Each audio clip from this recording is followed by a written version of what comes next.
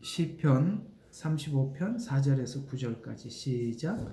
내 혼을 찾는 자들로 망신과 수치를 당하게 하시며 나를 해치려는 자들로 돌아서서 당황하게 하소서. 그들을 바람 앞에 쭉정이 갖게 하시며 주의 찬사로 그들의 바람 앞에서 쭉정이 갖게 하시며 주의 천사로 그들을 쫓아가게 하소서. 그들의 길이 어둡고 미끄럽게 하시고 주의 천사가 그들을 쫓게 하소서.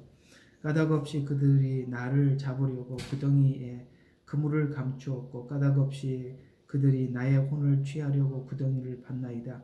멸망이 알지 못하는 사이에 그에게 임하게 하시고 그가 숨겨놓은 그 그물에 스스로 걸리게 하시어 그로 하여금 바로 그 멸망으로 떨어지게 하소서. 내 혼이 주를 즐거워하며 그의 구원을 기뻐하리로다. 아멘. 아마 우리가 위기 때나 특별히 우리가 마지막 때를 살아가고 있는 우리들에게 이 마지막 때를 이길 수 있는 또 극복할 수 있는 믿음을 지킬 수 있는 원천이 뭐냐라고 묻는다면 여러분 속에 있는 영성이라고 생각을 합니다. 피난처는 가장 중요한 피난처는 여러분이 어떤 환경을 맞닥뜨리더라도 그 상황 앞에서 오직 주님을 따르는 능력은 그거는 바깥에 나와 있는 힘이 아니라 내재되어 있는 하나님을 향한 지식, 믿음, 영성, 하나님을 믿는 믿음 이런 것들이겠죠. 그게 진정한 피난처라고 생각을 합니다. 요한계시록에 나와 있는 혹은 예언서에 나와 있는 이런 내용들을 설명하는 것은 항상 말씀드리지만 한 번으로 족합니다. 여러 번 복잡하게 알 것도 없고 앞으로 이렇게 되는구나 알고 있으면 그 시간이 오면 그게 그 예언한 이런 말씀이 지금 성취되고 있구나 이 정도만 알면 되는 거고 그럴수록 우리가 우리 속에 기름을 채우는 힘은 바로 시편 이런 영성에 있다고 봅니다. 그래서 여러분 제사론이나 혹은 이 시편을 이런 영성들을 축적해 나가고 또 여러분들이 그걸 믿음으로 자산으로 삼아가는 이 과정을 이게 더 큰 중요한 작업임을 여러분 좀 인식하셔서 오늘 시편에 있는 이 말씀으로 여러분들에게 큰 힘이 되셨으면 좋겠습니다. 오늘 이렇게 시편을 잠깐 준비를 하면서 옛날 생각이 좀 났어요. 옛날에 신학교 다닐 때인데 참 목사님이 이런 말씀들 참 많이 저희들의 때 오늘 이제 이야기할 겁니다. 이렇게 시편에 나온 이야기들이 많아요. 거기 보면 이런저런 말씀을 해주시는 게 참 쉽지는 않고 참 부담이 많이 되더라고요.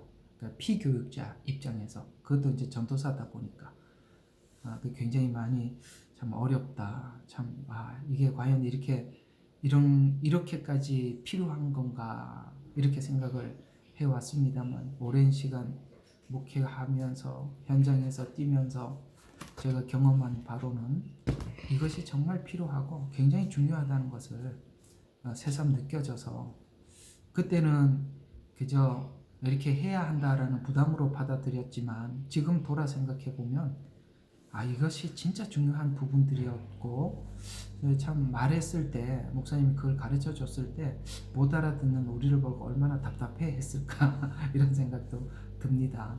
근데 살아보니까 이게 참 귀하다는 거 알게 되고 오늘 또 여러분들의 삶이 녹록지 않죠. 녹록지 않아서 또 이렇게 말씀 앞에 서서 하나님 더 알고 싶습니다. 내가 지금 가고 있는 길, 또 앞으로 가야 할 길, 그게 어디입니까? 어떤 마음가짐으로 나가야 하죠? 라고 이렇게 질문하는 그 수많은 질문들 앞에서 하나님은 오늘 이 시편으로 또 혹은 욥기로 시가서로 우리에게 대답해주고 계시니까 여러분 그걸 좀 우리가 좀 깊이 좀 들어주셨으면 좋겠습니다. 자, 성도들 내면에는 정말 다 싸움이 있죠. 말할 수 없는 전투. 오늘도 하루 종일 하느라고 아마 영적으로 육적으로 많이 힘들었을 텐데 우리가 보이는 육적인 전투는 밥을 먹고 잠을 자면 회복이 되는데 그죠? 육적인 것들은 밥 먹고 잘 자고 그러면 건강하면 회복이 되는데 이 영적 전투는 정말 이게 힘든 이유가 뭐냐면 이 우는 사자와 같이 두루 다니면서 그 잠도 자지 않고 삼킬 자를 찾아다니는 이 사단의 역할은 우리가 잠시라도 눈을 돌리거나 전투를 멈추거나 좀 쉬고 싶다 하고 나면 어느 쪽으로 어떻게 공격을 해서 또 그걸 일을 만들어 갈지, 그죠? 그래서 여러 번 겪고 당하고 보면 이게 경계라는 것이 참 긴장이 되지만 또 그렇다고 경계를 놓을 수도 없는 게 또 우리 생활이잖아요, 그죠? 그래서 이런 게 보면은 내가 예배를 통해서 말씀을 공급을 받고 또 매일매일 또 하나님 말씀을 들여다보면서 그 안에서 하나님이 또 어떻게 말씀하시나 또 관찰하고 살펴보고 또 기도하고 또 어떤 상황이 왔을 때 조심스럽게 하나님 이 상황이 어떤 상황입니까? 이것이 내게 유익입니까? 아니면은 이것이 내게 해가 되는 것입니까? 이런 것까지 우리가 매일매일 살아간다는 것이 굉장히 힘들고 그렇지만은 결국에는 그때 한순간 잘못 판단해서 시간이 지나서 그것이 어그러졌을 때 그걸 주워 담고 회복시킬 때 우리가 얼마나 고생했습니까? 그죠? 그런 걸 생각해 보면 두 번 다시 그러지 않으리라고 하는데 또 어느 순간 또 잠깐 내려놓고 마음을 놓고 있으면 또 그게 또 다른 방법, 생각지 않는 곳에서 또 공격이 들어오고 가끔씩 또 우리 자신을 돌아보면 내가 원래 이런 성품은 아닌데 이상하게 또 어떤 상황을 보고 이상한 생각을 하게 돼서 또 남들에게 또 공격하는 사람으로 서기도 하고 이해가 가죠. 그 우리 공격으로 해서 상대방이 굉장히 상처를 받고 해를 받고 또 어떤 사람이 또 내 앞에 있는 또 어떤 사람이 또 분별이 없어가지고 또 어떻게 해갖고 또 나를 힘들게 하고 맞지요? 그래서 막 그러다 보면 사람 만나는 것도 힘들고 막 이렇게 우리 삶이 막 지친단 말이죠. 그러나 이런 과정 속에서 우리가 계속 하나님 앞에 그런 문제를 막닥뜨리고 넘어지거나 승리하고 그 나중에 또 그 상황을 통해서 교육을 받고 이러는 과정 속에서 우리는 뭐 어떤 부분이 달라지고 있느냐면 영적 시각이 넓어지고 깊어져 가는 거죠. 그러니까 이런 일들이 없이 하나님께서 계시로 은사로 이렇게 탁 열어주시는 게 아니라 하나님은 대부분이 그렇습니다. 하나님은 여러분과 저의 삶을 통해서 성경이 무슨 말인지 이렇게 함께 느끼게 만들고 이렇게 이해가 가죠. 예, 빨간색은 뜨겁다 이렇게 하니까 빨간색을 볼 때하고 빨간 뜨거운 것을 만지고 내가 이렇게 감각을 느꼈을 때는 다르죠.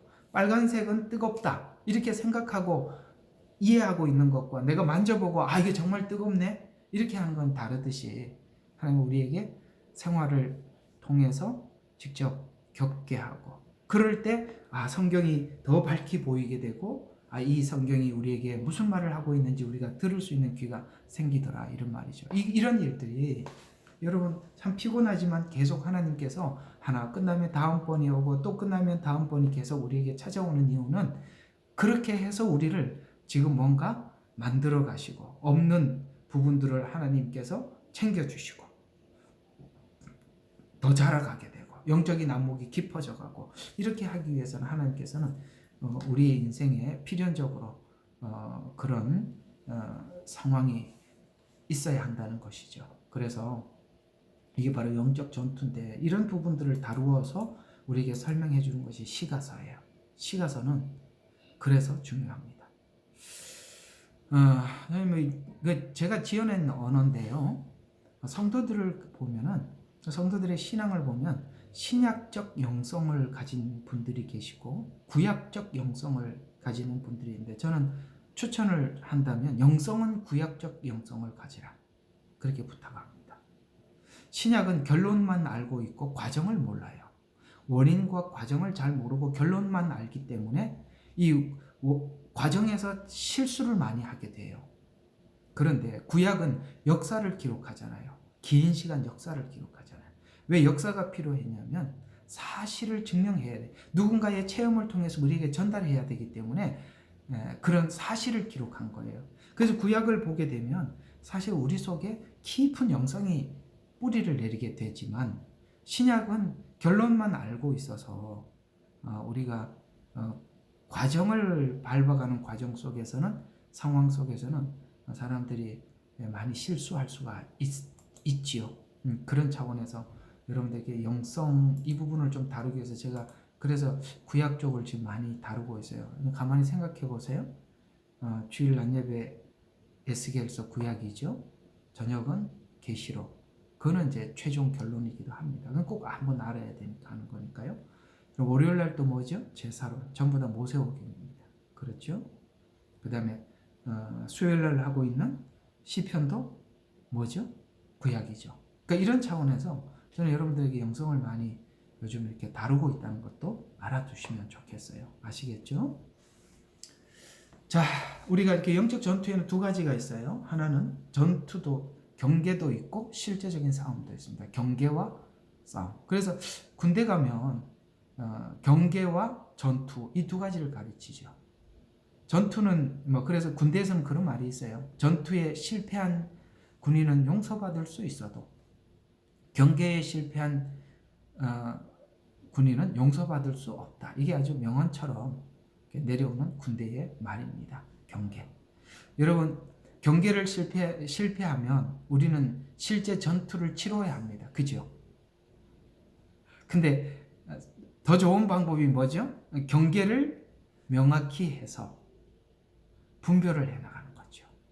그랬더라면 굳이 치르지 않아도 될 전투를 안 치러도 되는데 경계에서 실패하니까 어떻게 합니까? 적군이 문을 열고 울타리를 열고 들어오는 것을 허용하게 되고 허용하니까 막닥뜨려서 싸울 수밖에 없죠. 그게 얼마나 지치게 만드는지 아시죠? 그런 것들이 아주 쉽게 우리에게 찾아올 수 있다는 거 아십니까? 아주 쉽게. 내 본성이 그 생리적으로 그냥 나도 모르게 툭 튀어나오는 원래 그 인간의 그 악한 본성들 그런 것들이 그저 안 치러도 될 전쟁을 그렇게 치르게 만드는 겁니다. 그래서 이 전투를 우리가 얼마나 치열하게 보는가 그것이 얼마나 괴로운지를 우리가 겪어봤으면 이제는 좀 그걸 안 했으면 좋겠는데 그죠? 이게 영적으로 그런 분별들이 없는 사람들은 분별이 없는 사람과 함께 이렇게 함께 살다 보면 이런 게 너무 힘들어요. 그죠? 영적인 분별력이 없으니까 이걸 다 몸으로 받아내야 되고 그걸 정말 그러니까 하다 보면 우리가 이제 다윗의 위대함이 그거예요. 오늘 35편에 이제 사울은 결국에는 사울을 통해서 다윗이 만들어져 가고 있잖아요. 저번 주에 그 주제가 그런 거 아시죠? 사울을 통해서 다윗은 이렇게 하나님의 사람으로 만들어져 가고 있습니다. 그렇게 만들어져 가고는 있는데 이 사울이 정말 나중에 이제 중간에 이제 죽죠. 그러니까 죽으니까 이 싸움이 끝나는 건데 이게 만약에 평생 같이 따라다닌다고 가정했을 때 정말 얼마나 힘들겠습니까? 그런데 결국에는 이 사울을 통해서 하나님께서 다윗을 만들고 있는 과정 속에 한 번도 다윗은 하나님께서 말씀하신 그 외에 다른 방법을 쓰지 않았다는 것에서 다윗은 위대한 신앙인으로 거듭나게 됩니다. 그러니까 우리가 계속 그렇게 공격을 받으면 나중에 아주 그 반격을 매우 인간적인 반격을 하는데 다윗은 그것을 인간적으로 반격하지 않아서 성숙하게 된 거예요. 이해가 가세요? 그걸 인간적으로 반격을 해버리면 그 시험을 통해서 내가 성숙할 수 있는 기회를 그냥 내려놓게 되는데 그걸 하나님의 방식대로 계속 밀어붙이는 바람에 다윗은 하나님의 세밀한 것까지 감각으로 느끼며 하나님의 어떠하심을 아주 남들이 경험할 수 없는 깊고 깊은 것을 경험하게 되더라. 이것에서 다윗은 하나님이 보실 때 정말 마음에 합한 자였고 하나님이 기뻐하는 신앙의 샘플로 우리 모두에게 소개되어져 가고 있다는 것에서 이 다윗은 그래서 이 신앙의 어떤 연단과 훈련 과정 속에서 있었던 그 세밀한 부분까지 다윗은 시편을 가장 많이 기록한 자로 남아있는 거예요. 우리가 인생을 살면서 시편이 150편까지 있잖아요. 예를 들어서 여기서 151편, 152편 덧붙이라고 했을 때 여러분 시편의 반을 장식할 만큼 누가? 다윗은 하나님을 많이 맛을 봤고 느꼈다는 거예요. 옛날에 청년 때 수련회를 가서 목사님께서 A4 용지 한 장을 나눠주면서 여러분들이 알고 있는 하나님에 대해서 다 기록해 보세요 라고. 그래서 저는 하나님에 대해서 많이 알고 있는 줄 알고 한 3줄 쓰거나 2줄인가 3줄 쓰고 나니까 쓸 게 없어요. 나는 정말 하나님을 많이 안다고 생각했어요. 굉장히 놀랐습니다. 근데 다윗은 하나님에 관해서 쓰세요 그랬더니 시편을 반을 썼어요. 무슨 차이일까요? 삶의 차이입니다. 삶을 하나님의 방식대로 넘어간 자와 요령피워 넘어간 자의 차이입니다. 요령피워 넘어간 자는 하나님에 대해서 알 게 없죠. 그러나 원칙을 가지고 넘어간 자들은 배울 게 이렇게 많더라. 그래서 시편 반을 장식하더라. 아시겠습니까? 그겁니다. 여러분 151편, 152편 계속 쓸 수 있겠어요? 그걸 쓰셔야 돼요. 여러분이 느낀 그 하나님 어떤 분인지.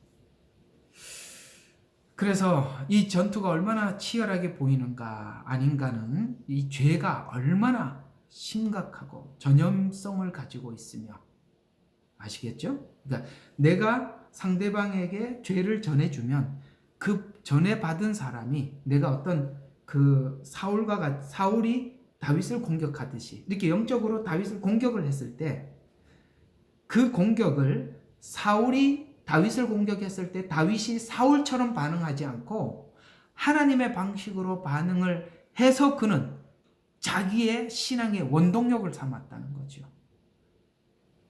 그걸 많이 넘어간 사람들이 굉장히 부드럽고 사람들에 대한 수용력도 넓어지는 거예요. 이런 과정 없이 우리가 살면 만날 때마다 부딪히는 겁니다.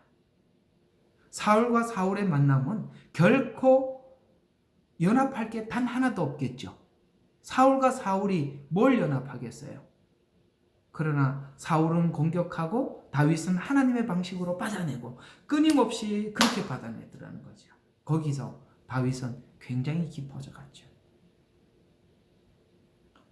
그래서 죄가 얼마나 전염력이 있느냐면 내가 상대방에게 죄를 전해주면 상대방은 나에게 또다시 죄를 전해주는데 성경은 그것이 우리에게 점점 얼마나 강력해지던지 성경에 보면 보복법이라고 있죠. 보복법.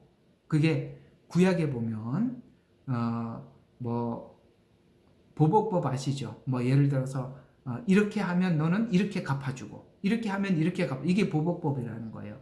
왜 하나님은 보복법을 이야기할 때도 1대1로 이야기하느냐면 인간은 누군가로부터 공격을 받고 나면 이를 공격을 받으면 기본 2 더하기 3으로 역공하려는 아셨어요?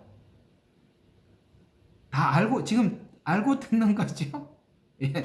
인간은 한 개를 공격을 받으면 2, 3개 갚아주려고 하는 마음이 있기 때문에 그러면은 내가 예를 들어서 3을 돌려주면 상대방은 다시 6을 돌려줄 거예요. 그러면 도저히 화해할 수 없는 강을 건너게 되는 겁니다. 아시겠죠? 그런 거예요. 죄는 그렇게 전염성이 있는데 전염성이 1을 주었을 때 1로 오는 게 아니라 1을 주면 3, 6, 9 이렇게 돌아오니까 그게 전염성인 거예요. 그래서 도저히 둘은 화해할 수 없는 남남이 돼버리는 거예요. 그래서 오늘 이게 3절에 저번 주에 3절에 보면 이런 말을 하잖아요. 내 영혼에게 그게 얼마나 고통스러웠던지 내 영혼에게 나는 내 구원이라 일러달라고 기도할 만큼 자신에게 치열한 그런 전쟁을 치렀다라고 이 다윗은 고백하고 있습니다. 얼마나 힘들었으면 이런 말을 했겠어요. 하나님, 나는 내 영혼에게 나는 내 구원이라 알려달라고 그렇게 할 만큼 자기는 영적 전투를 치르고 있었고 하나님은 마치 이 상황을 모르는 것 같이 알아주지도 않는 것 같이 침묵하고 계시고 이 시간을 견뎌내면서 그는 그 안에 진주가 만들어져 가더라. 보석이 되어 가더라. 이런 이야기가 되겠습니다. 자, 그래서 마지막 때가 되어 간다고 우리가 모두가 말들은 하고 있지만 정작 우리 약점이 이 마지막 때에 돌변할 가능성이 있어요. 우리 약점이 그 사단에게 나를 내어줄 수 있다 이 말이에요. 그래서 이 마지막 때에 우리가 가지고 있는 각자가 가지고 있는 어떤 치명적인 약점들 그 치명적인 약점들을 지금 보완해 주셔야 돼요. 지금 충분히 보완을 해야 예를 들어서 우상을 세워놓고 거기 절해라 그랬을 때도 탁 콧방귀 끼고 하나님 앞에 서 있지요. 하나님 지금은 그저 나는 영적 전투에서 계속 지고 있지만 그 순간만큼은 이기겠습니다. 그럴 일은 굉장히 힘듭니다. 영적 성숙은 우리가 평상시 삶을 통해서 우리를 만들어가고 있는 거거든요. 그래서 마지막 때가 되어 간다고도 말들을 하고 있지만 정작 자신의 약점 때문에 치명적인 실수를 할 것이 뻔한데도 지금 그것을 다듬지 않고 있다면 그 상황이 왔을 때는 그것을 이게 어떤 상황인지 분별도 안 되고 전투도 아까 이제 경계와 싸움이라고 그랬어요. 경계와 싸움. 그러니까 경계도 많이 해본 사람이 무슨 상황이 딱 오면 이 상황이 어떻게 발전하겠다라고 금방 파악이 되죠. 경계도 많이 해본 사람이 아는 거예요. 전투도요. 해서 승리해 본 사람이 승리가 뭔지 어떻게 해야 승리를 할 수 있는지 아는 것처럼 그래서 하나님께서 저와 여러분의 일상을 통해서 매일매일 크고 작은 전투를 치르게 하고 또 분별을 경계를 때로는 성공하게도 하지만 실패하게도 해서 이것이 얼마나 아픔으로 다시 되돌아오는지를 경험하게 하시더라. 그런 이야기가 되는 것입니다.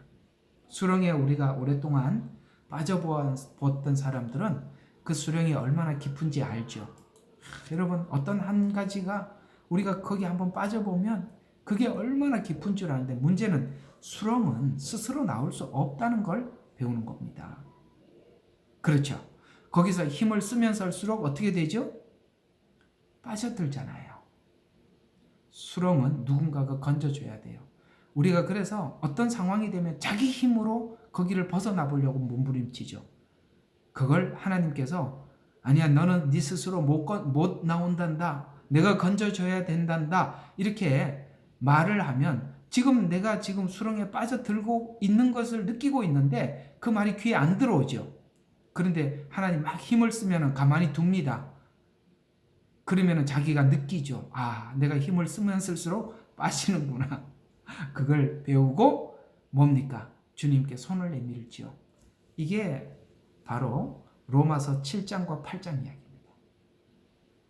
로마서 7장 8장 이야기예요. 그래서 누군가가 건져줘야 합니다. 그래서 바로 그 말이 로마서 7장 가장 끝에 나는 곤고한 사람이라 이 수렁에서 하는 소리예요. 누가 나를 건져줄 것인가? 여기서 주님을 의지하는 법을 배우죠. 그러려면 어떻게 해야 됩니까? 수렁에 빠지기도 해야 하고 거기서 내가 스스로 나오려고 몸부림도 쳐봐야 주님만이 나를 이곳에서 건질 수 있구나라는 것을 배우게 되듯이 말이죠. 우리는 그렇게 지금 하나님께서 배우게 해주시는 것입니다. 따라서 여러분의 실패도 하나님 앞에서 유익되도록 하나님 이 실패를 통해서 내게 주시고자 하는 참 교육이 무엇입니까? 하나님께 그렇게 묻고 여러분의 것을 삼고 지금 이런 일상을 통해서 배워 가시기를 바랍니다. 이 지점까지 오기까지 다윗은 지금 사울 앞에서 그 사울의 공격 앞에서 늘 하나님 앞에 기도했고 또 사울을 해칠 수 있는 그야말로 이 상황을 종료할 수 있는 3번의 기회가 있었어요. 3번의 기회. 그러나 사울을 해치지 않았고 그리고 결국엔 내가 하나님께 맡깁니다라고 기도했던 것을 자기 스스로 처리하지 않고 하나님 앞에 맡겨서 하나님께서 사울을 처리하시죠. 그래서 결국엔 다윗이 다윗 되게 하는 것은 사울이었다는 거예요. 그래서 저는 유난히 신앙생활을 하면서 자기 주변에 사울을 셋을 끌어안고 사는 분들이 계세요. 나는 내 옆에 있는 사람들이 전부 다 사울이더라 라고 생각하시는 분 손 좀 들어봐요. 내 남편도 사울이고 자식도 사울이고 또 누구도 사울이야. 직장 가면은 상사도 사울이고 그 아래 있는 사람도 사울이고 왜 이렇게 사울이 많는가? 그거는 소가지가 못 돼서 그러는 거고요. 그건 소가지가 못 돼서 누가 그렇게 생각하면 다 사울이에요. 사실은 옆에 천사를 두고도 사울이라고 생각할 수도 있습니다. 그만큼 우리가 악한 거예요. 근데요, 이런 게 있습니다. 여러분, 그런 사울들을 많이 경험한 사람들은요, 참 만나면 매끄러워요. 부드러워요. 참 또 보고 싶어요. 그는 속이 죽은 사람이거든요. 속이 죽은 사람들은 만나기가 참 편해요. 그래서 온유한 자는 복이 있나니 땅을 기업으로 받는다는 말은 그 사람의 지경이 넓어진다는 것입니다. 우리가 온유해질 때 포용력이 커져요. 그래서 땅을 기업으로 받는 것입니다. 그래서 여러분, 만약에 우리 앞에 다윗이 있으면 다윗에게 가서 무슨 말을 해도 다 우리 이야기 이해할 수 있는 사람 같이 느껴지지 않으세요? 여러분 앞에 다윗이 있다면. 그죠? 왜 그랬을까요? 사울 때문에 다윗이 이렇게 된 것이겠죠. 여러분 잘 훈련을 받으셔서 여기에 다윗이 많아지기를 바랍니다. 만나면 포근하고 보면 또 보고 싶은 그런 참 포근한 사람들이 되어갔으면 좋겠습니다. 자, 오늘 서론이 엄청 길었는데 이 35편을 이런 관점에서 접근해 들어가자라는 차원에서 말씀을 드려봤고 4절부터 한번 보죠. 내 혼을 찾는 자들로 망신과 수치를 당하게 하시며 나를 해치려는 자들로 돌아서서 당황하게 하소서. 여러분, 이게 이런 이야기가 되는 거거든요. 이 이야기는 이런 이야기예요. 지금 아까 말씀드린 것처럼 보세요. 이런 거죠.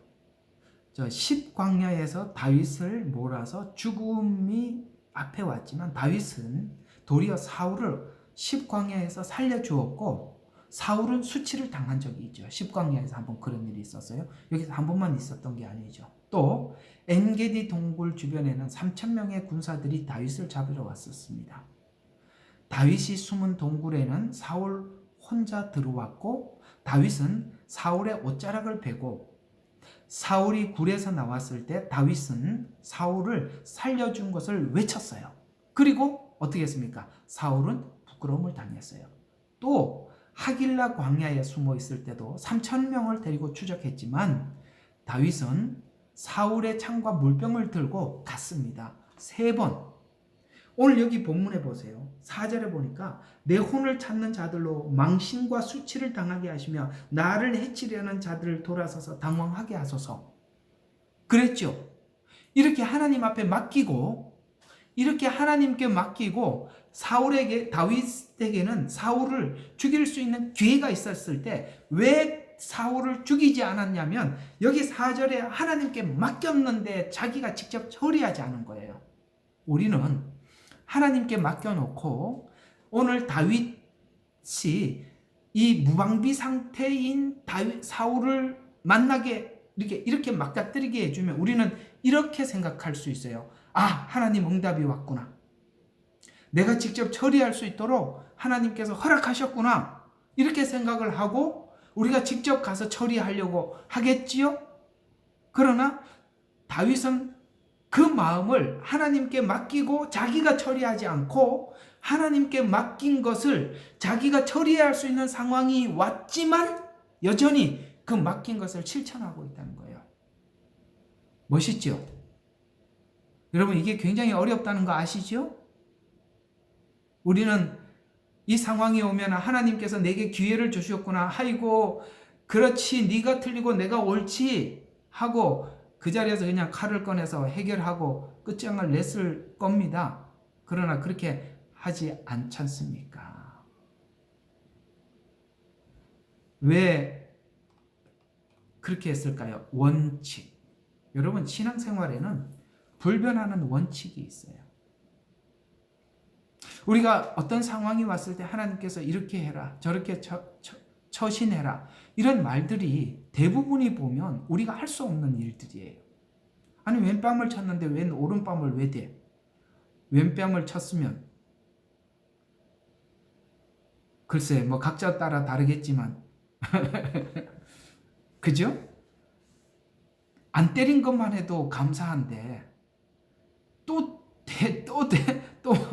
치라고 또 대라는 이건 또 무슨 소리예요? 그죠? 맞았는데 안 때린 것만 해도 이건 엄청난 일인데. 그렇죠? 제가 참 힘들 때마다 보는 영화가 있어요. 예수천당. 혹시 아세요? 최건능 목사님. 거기에 1화에 너무 재밌는 이야기가 나오죠.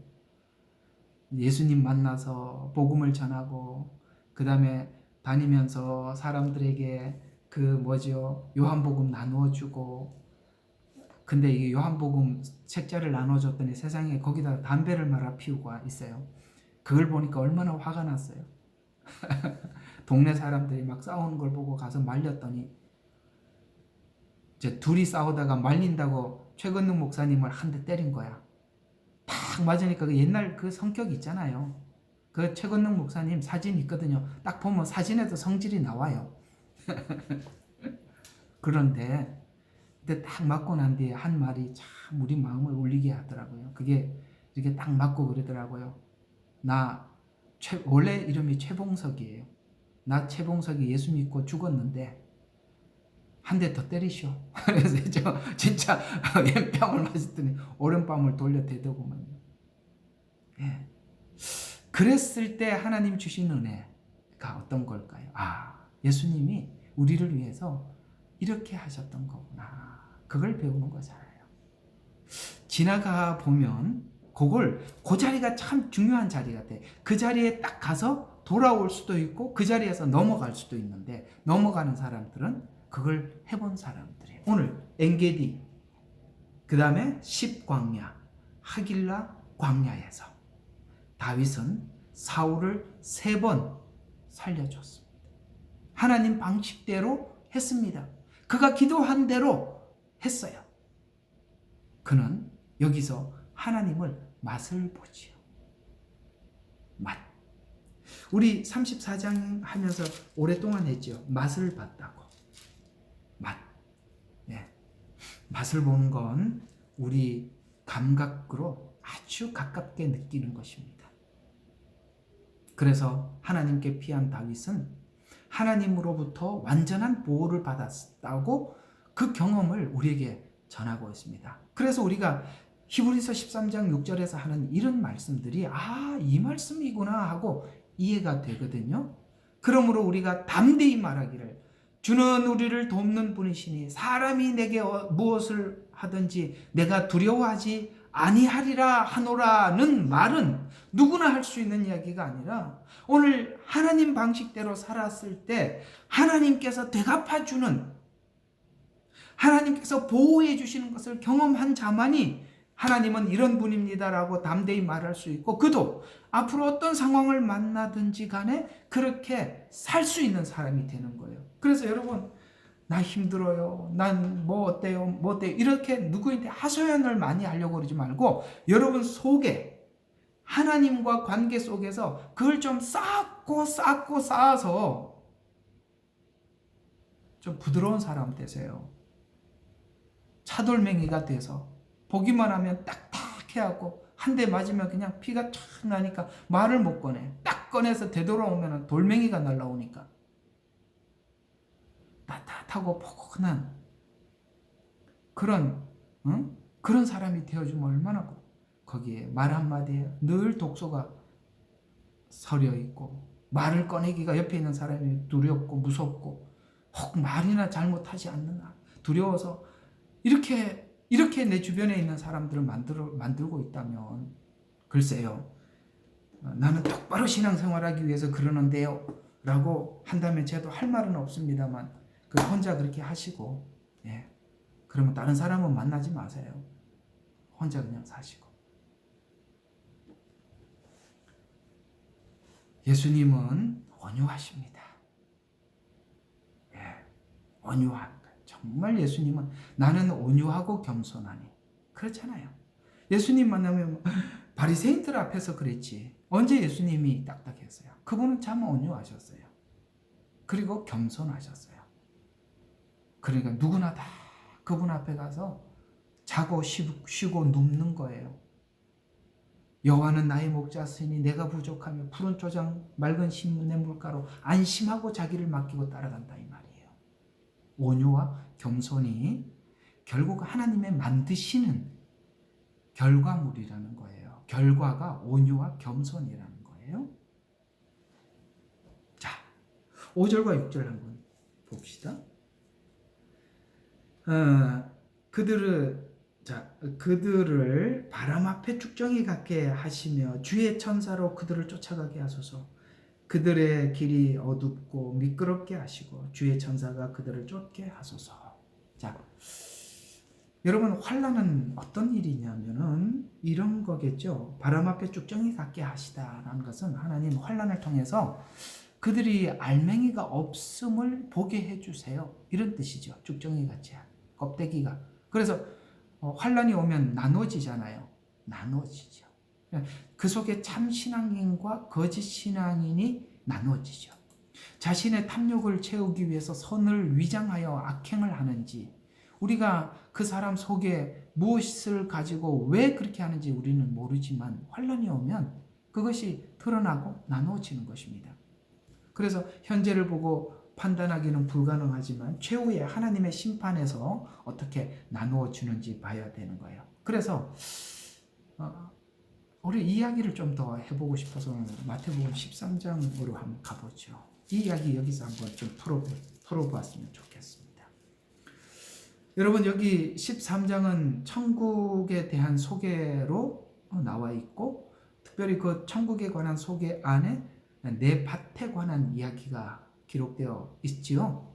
길가, 그 다음에 가시밭, 돌짝밭, 그 다음에 좋은 땅, 이렇게 네 개의 밭 이야기가 마태복음 13장에 나와 있습니다. 자, 이런 겁니다.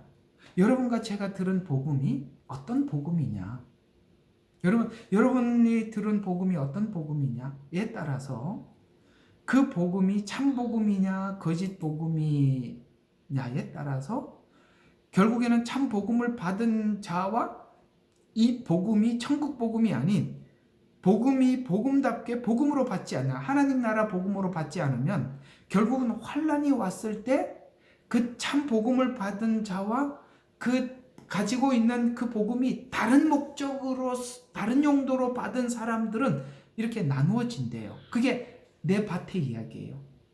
이야기는 여러분들이 잘 알고 있는 거니까 오늘 이 본문과 연결된 부분만 잠시 터치해 보죠. 11절 한번 봅시다.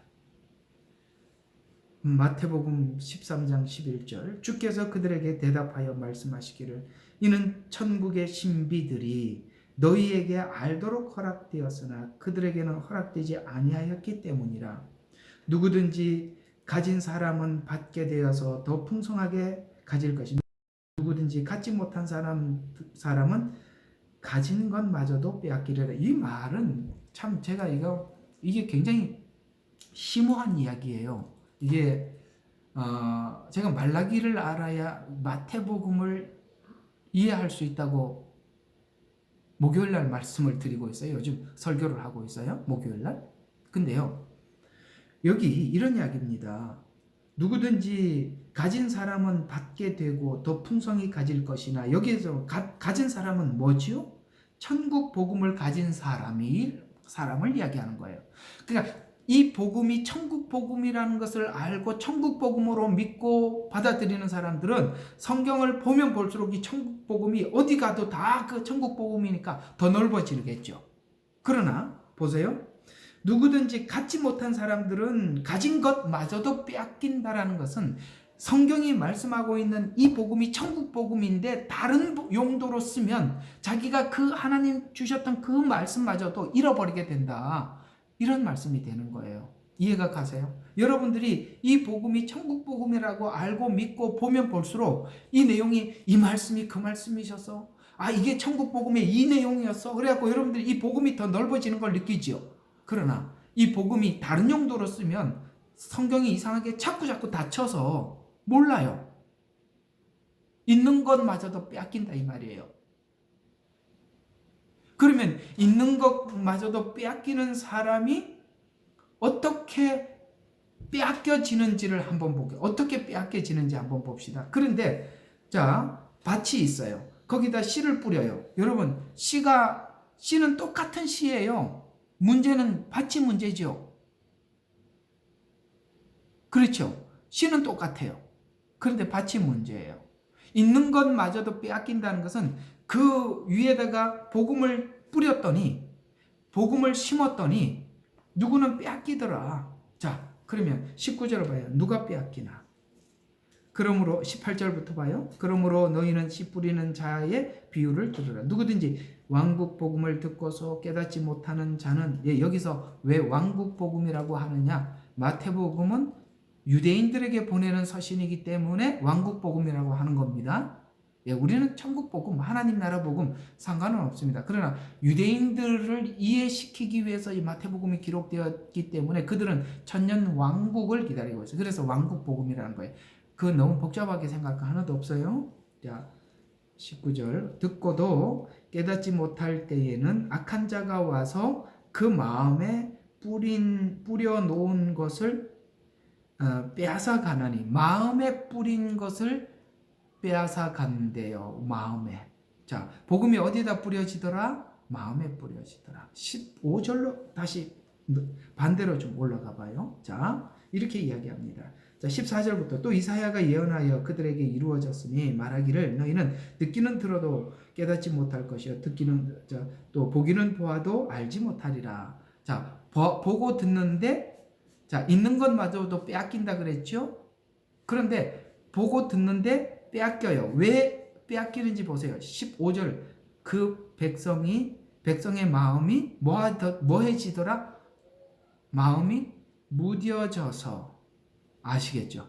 마음이 묻어져서. 그러니까 이렇게 성경은 이야기하고 있는 겁니다. 자, 하나님의 복음을 어디에다 뿌리고 있어요? 우리 마음에 뿌리고 있는 거예요. 마음에 뿌리고 있는데 마음이 무뎌진 경우가 오늘 어떤 경우? 첫 번째, 길가에 뿌려진 거죠.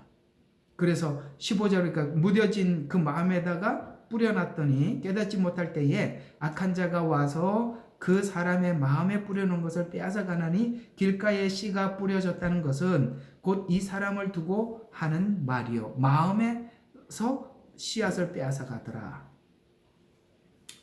왜 여기 마음이라고 표현하는지 아십니까? 사랑은 지식 전달이 아니죠. 하나님이 세상을 이처럼 사랑하사 사랑은 지식 전달은 아닙니다. 사랑은 마음으로 오신 겁니다. 제가 한 수년 전에 사랑은 사랑으로 이런 제목으로 설교를 한 게 있어요. 그렇죠. 사랑을 어떻게 지식으로 분석합니까? 사랑은 마음으로 받는 것이죠.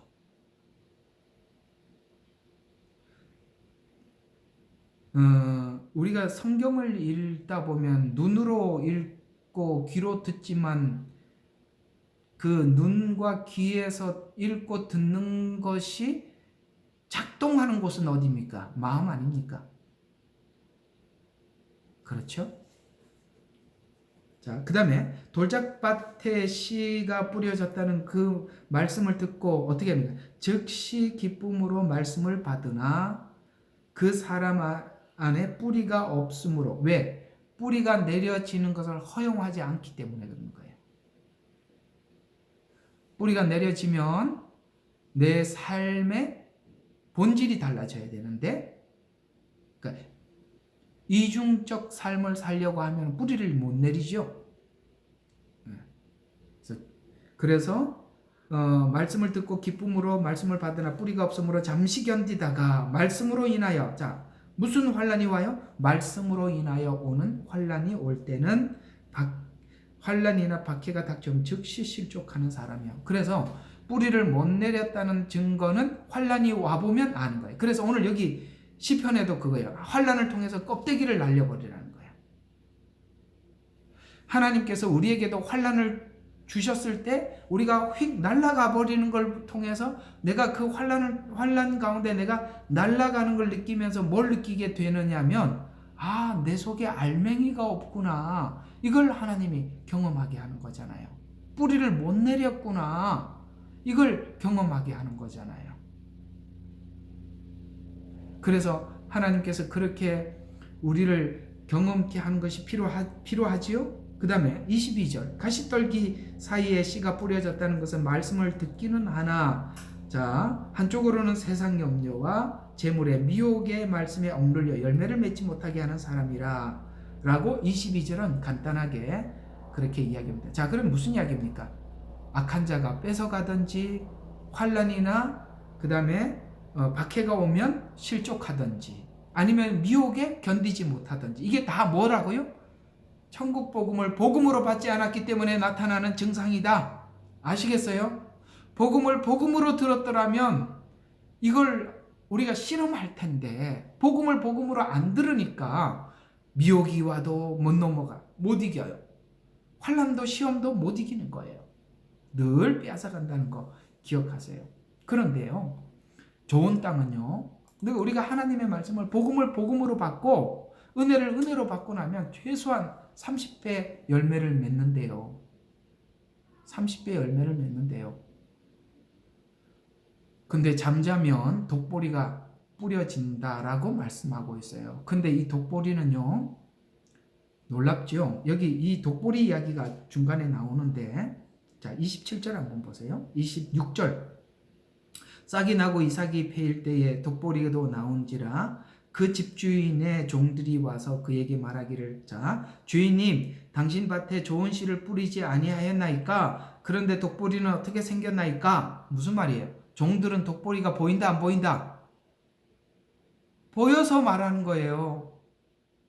보세요. 당신이 이해하고 있는 복음은 그게 아닙니다. 잘못 이해하고 있는 것입니다. 독보리가 보인단 말이에요. 그래서 그거는 아닙니다라고 하면, 교정을 하면 좋은데, 근데 참 놀랍게도 종들이 주인에게 말을 했더니 28절이니까 그 주인이 그에게 말하기를, 원수가 그렇게 하였구나. 언제? 경계에 실패했을 때, 잠잘 때 뿌렸다 이 말이에요. 여러분, 하나님은 지금 씨를 뿌리고 있고 또 사단은 독보리를 뿌리고 있는 거예요. 여러분 아시죠? 잡초는 안 길러도 잘 자라는 거, 가꾸지 않아도 잘 자랍니다. 말씀을 받고 그 말씀이 우리에게 열매 맺으려면 우선은 우리 마음의 밭을 하나님 앞에 잘 준비되고 기경해야 되는 거예요. 자, 그러면 목사님, 도대체 우리도 우리 마음을 잘 기경해서 말씀을 받고 싶은데 그거 어떻게 하는 게 그 말씀을 잘 받는 건지 좀 이야기 좀 해주세요. 할까 말까요? 할까 말까? 할까요? 예. 예배를 사모하는 마음입니다. 하나님 중심주의로 살아가는 겁니다. 우리가 하나님 앞에 할 수 있는 게 그거밖에 없어요. 간절히 하나님 말씀 사모하고 주님 앞에 나와서 예배하고 말씀에 정말 간절한 마음으로 말씀을 받는 거예요. 여러분, 데살로니가 사람들은 베레아 사람들보다 신사적이어서 간절한 마음으로 하나님의 말씀을 뭐 한다고요? 받는 거예요. 간절한 마음. 그러려면 저는 그렇게 생각해요. 여러분 신앙생활에 거의 반 이상 성공하는 방식은 항상 모든 것을 예배 중심으로 사는 거예요. 예배 시간은 무엇과도 바꿀 수 없는 가장 중요한 시간이에요. 아시겠어요? 예배 드리는 자세, 예배 드리는 마음가짐, 이것만 하나님 앞에 가지고 있어도 하나님은 여러분에게 필요한 말씀 다 주세요. 토요일 날 내일은 휴일이다. 무슨 휴일이에요? 주일이지. 그래갖고 토요일 날은 자기 할 거 다 주일날 와서 꼬박꼬박 줄. 그래서 무슨 은혜를 받냐? 경계를 실패하잖아요. 벌써 거기서부터 무너진 거 아니에요. 그래서 우리가 살다 보면 중요한 게 주일보다 토요일이 중요하다는 걸 알게 되는 거예요. 공감하면 손 좀 들어봐요. 토요일이 중요하더라. 토요일 날 실패하니까 주일 날 죽 쓰더라. 정말 죽 쓰는 거예요. 물론 체력이 안 좋을 때는 죽도 먹어야 합니다.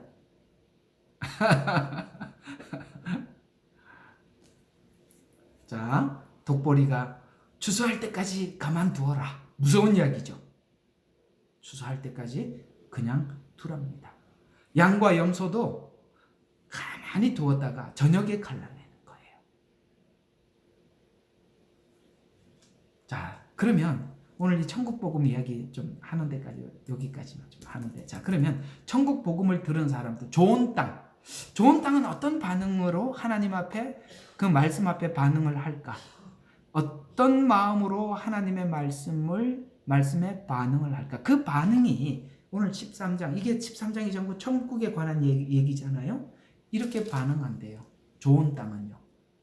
13장 44절부터 한번 봐요. 또 천국은 마치 숨겨진 보물과 같으니, 여러분 이 복음이 보물이라는 것을 믿습니까? 예?